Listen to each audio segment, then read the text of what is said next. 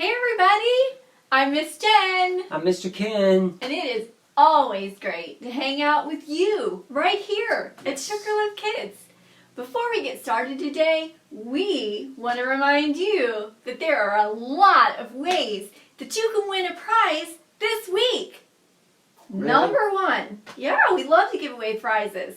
Number one is Focus Friday. We love Focus Friday because it's the day that we set aside to focus on you. We miss you guys. We want to keep up with what's going on in your life. We like hearing your fun stories and seeing what you're learning this summer and how you're spending your time, what you're playing.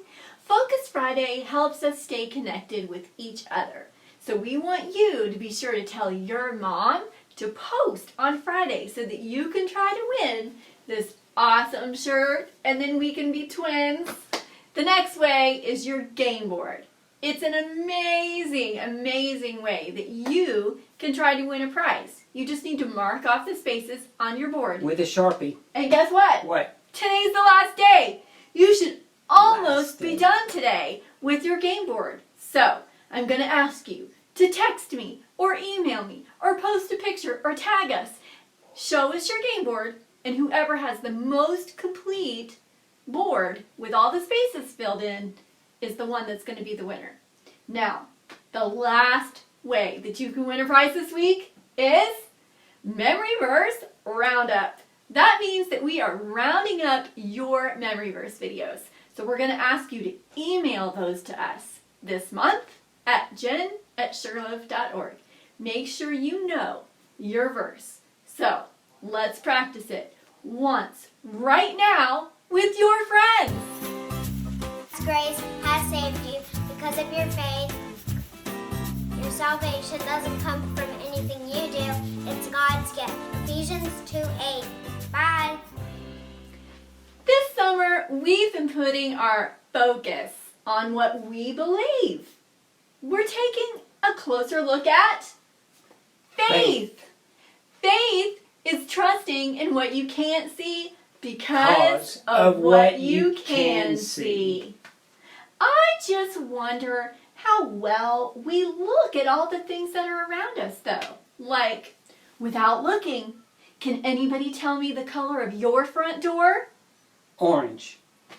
No, you're not paying attention to our door, Ken. Our door's gray. Oh, yeah. Or does anybody know, without looking, what color shirt your mom has on? Or how about your Purple. brother or sister? Well, I'm not your mom or your brother or sister, but Oh. my shirt is not purple. What about you guys? Did we stump you? Sometimes we think that we notice things, but maybe we don't quite remember how they actually are. So, I thought it might be fun to test our knowledge about items that we see all the time. You ready? Ready. Let's do this. We put some things on the screen, and then you're going to vote whether they're real or fake. And you're going to tell us just how much you pay attention to the things around you. It's a little test. Are you guys ready? All right, here we go. Okay. We're going to do soda first. I'm going to give you 3 flavors, and I want you to shout out the one that is wrong. Orange, grape, or broccoli. Broccoli. All right, here are Oreos. S'mores, watermelon, or dog food. Which one is wrong? Dog food. Absolutely. All right. Watermelon. Here are Pop-Tart. Okay, do you like Pop-Tart? Yeah, kind of. Okay, so is it frosted cherry, brown sugar, or dirty sock? Dirty sock. Dirty sock. We're not tricking you. You're pretty smart. Okay, here are potato chips. Now this one might be harder. Barbecue chips, dill pickle chips, or brownie sundae chips? Which one's wrong? Brownie sundae. Let's see. Brownie sundae. You're right. Okay, we've got one more. M&M's. I think this is the last one. M&M's. M&M's. Milk chocolate, peanut or asparagus? Asparagus. That's right. You are smart. All right. So this month we've been learning about taste, right? And you did really good paying attention to the everyday, ordinary things. We were not able to stump you. Thanks for playing. That was really fun. You guys really do know your flavors. Now, let's all get on our feet because you know what time it is? It's time to worship!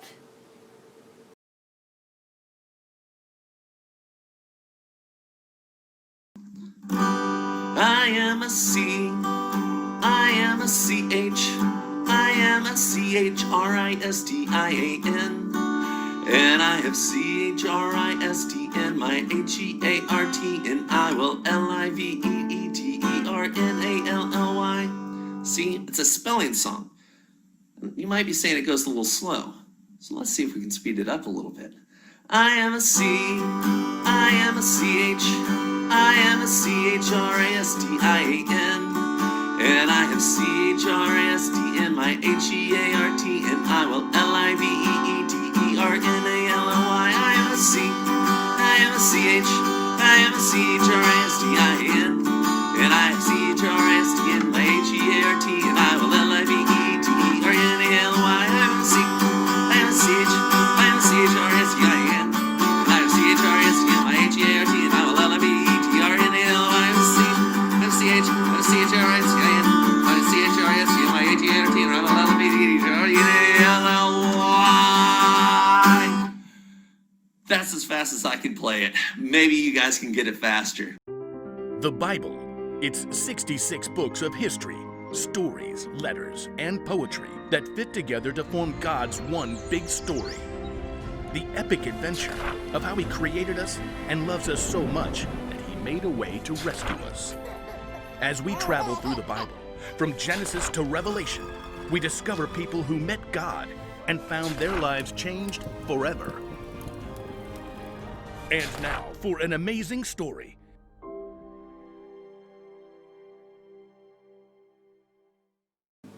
Wow, this is it. The end of the timeline in God's big story. Today we're talking about the very last book in the Bible, the book of Revelation. This book was written by John. He was one of the disciples of Jesus. At this point, John was an old man, and he had been taken as a prisoner to the Isle of Patmos, where people worked in mines. Ugh. The Roman emperor had sent John to Patmos because he couldn't get John to stop talking about Jesus and telling everyone about the Lord. That's right. John had lived longer than any of Jesus' other disciples. He had seen some amazing things happen. He had watched the early church grow as the story of Jesus spread. It must have been so exciting for him to see how many people were now following Jesus. John had also seen some difficult things. He had seen people, especially those who believed in Jesus, beaten, Yeah, thrown in jail, and chased out of town. that's right. Some of them had even faced death for talking about their faith in Jesus. Wow. But in John's final days, he knew that more people than ever were following Jesus. God's story was traveling from one end of the world to the other, just as Jesus predicted. And this is how our story starts out today. John heard a loud voice like a trumpet blow. Like that? Yeah, kind of like that. Well, if you're done with those shenanigans, let's get back to our story. When John heard the trumpet, he turned and saw Jesus himself. Jesus' eyes were blazing like fire. Jesus told John that he was going to show him a vision of things that would take place in the future, and that he wanted John to write them down. That way, John could share them with others so that they could also believe. John watched as God showed him many things that were coming. Some were wonderful. Some were terrible. And some were mysterious. Some of what John saw wouldn't make any sense until it actually happened. Here we go. It was kind of like this back in those days. After the vision ended, John began a letter to several churches, and he explained the strange and amazing things that he had seen.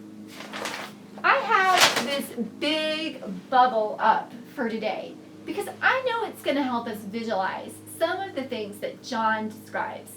I'm going to do my best, but I know my drawing can't even come close to the real thing that John saw. But I still think it's going to help. Are you guys ready to listen and watch? In the last part of the vision, God showed John how the story will turn out for everyone who believes in Jesus. John did the best he could to put words to what he had seen, even though he didn't fully understand what it all meant. John described a new heaven and a new earth.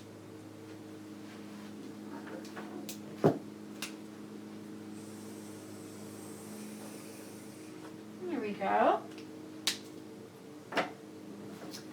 When John saw the new heaven and the new earth in his vision, he remembered what Jesus had said right before he died and came back to life. In John 14, beginning in verse 2, it says, "There are many rooms in my Father's house. If this were not true, would I have told you that I am going there? Would I have told you that I would prepare a place for you there? If I go and do that, I will come back, and I will take you with me. Then you will also be where I am." That's awesome. John realized that this is what Jesus was talking about. A place where we would never be separated from God. Then John saw a great white throne, and he heard a voice from that throne say, "Get my throne." Let's take a look at Revelation 21, 3 and 4. Look, God now makes his home with his people. He will live with them. They will be his people, and God himself will be with them and be their God. He will wipe away every tear from their eyes. There will be no more death, and there will be no more sadness. There will be no more crying or anyone in pain. In the future, God will make everything new. Everything will be the way that it should be. John noticed that there was a light all around. In Revelations 21:23, he wrote this: The city does not need the sun or moon to shine on it. God's glory is its light, and the Lamb is its lamp. The light was beautiful, but that's not all. The place itself is beautiful too. Listen to Revelation 22, 1 through 2. Then the angel showed me the river of the water of life. It was as clear as crystal. It flowed from the throne of God and of the Lamb. It flowed down the middle of the city's main street. On each side of the river stood the tree of life, bearing 12 crops of fruit. Its fruit was ripe every month. The leaves of the tree bring healing to the nations. There will be no longer any curse. The throne of God and the Lamb will be in the city. John added some more about the people that he saw in those verses. Listen to verses 3 and 4 again. there will be no longer any curse. There will be no longer any curse. Isn't that great? Yes. The throne of God and the Lamb will be in the city. God's servants will serve him. They will see his face. His name will be on their foreheads. Yay. Wow. There's not going to be any more pain, any more crying, and everyone is going to do exactly what they were created to do without any frustration. John didn't know exactly what the things were going to be like or when they were going to take place, and neither do we. But because of what we've seen and heard, we can be certain of this. In the end, God will make all things right for those who put their faith in him. The truth is, following Jesus will turn out greater than you can ever imagine. It can be hard for us to understand everything that we read in John's vision. It can be hard for us to understand some of the things that happen to us in this life too. True. But we can be sure that God has a plan, and in the end, his story is good. Yes. God is in control of eternity. We can see that from the very beginning of God's story, all the way to the end of our timeline. It's difficult to imagine what our forever home with God will be like. There's a lot that we don't know, but it helps to focus on what we do know.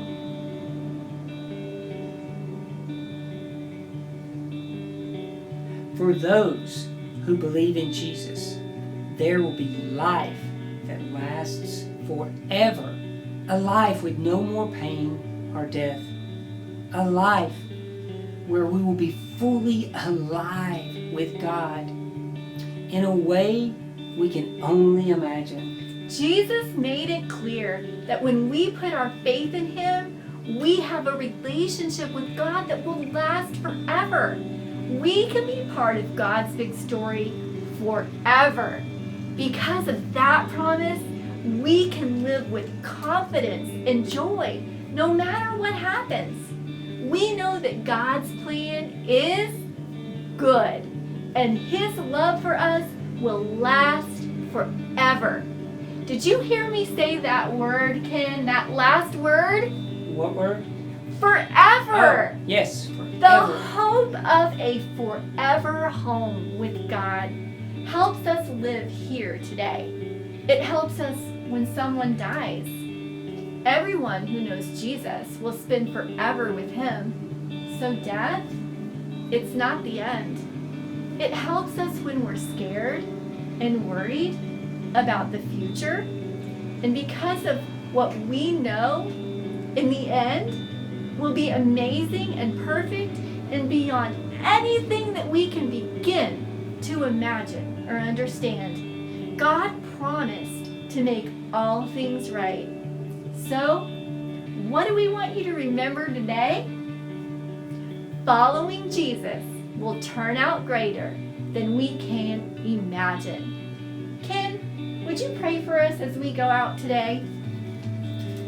Dear Lord, thank you so much for everything that you have done for each and every one of us. And help us to remember that you are good, a good Father, and that you have prepared a place for us right where you are now. And we so look forward, Jesus, as believers in you, that we are going to be there with you one day. Yes. That we will spend all eternity with you. Thank you for that. Thank you for your love, your grace, and your mercy. Help us now to live out your words and to tell everyone we know about you, Jesus. It's in your name we love and pray. Amen. Amen. Wasn't it fun to learn about our forever home? Well, we hope that you guys had a blast with us this summer in our Summer Focus series, because that's the end. It's the wrap. And you know what that means? What? It's time for you guys to email us your memory verse videos, because we are going to give away a prize. We're going to give away a couple prizes. You know what we did last month? What? We gave away a prize for the student and the mom, because we know the moms have to do some of the work, right? You know what I was going to say? What? Be determined. Well, let's be determined to send me your memory verse video. There's one more thing. At the end of every month, we want you to get out your game board, and we want you to text it, email it, or post us a picture. You can tag us in a picture of that game board so that we can see the progress that you made as you made time to know more about Jesus this month. We reward that. We think it's important that you start spending time with Jesus every day. And you may get a car. No, we're not giving away a car, but we might give them away a pizza. Oh, How about that? pizza. I like it when we give away pizzas, Mr. Ken. Ding dong. All You know what that right. is? What? Let's go into the door, opening it for the pizza. Well, how about ding dong? We're out of here. Bye. Bye.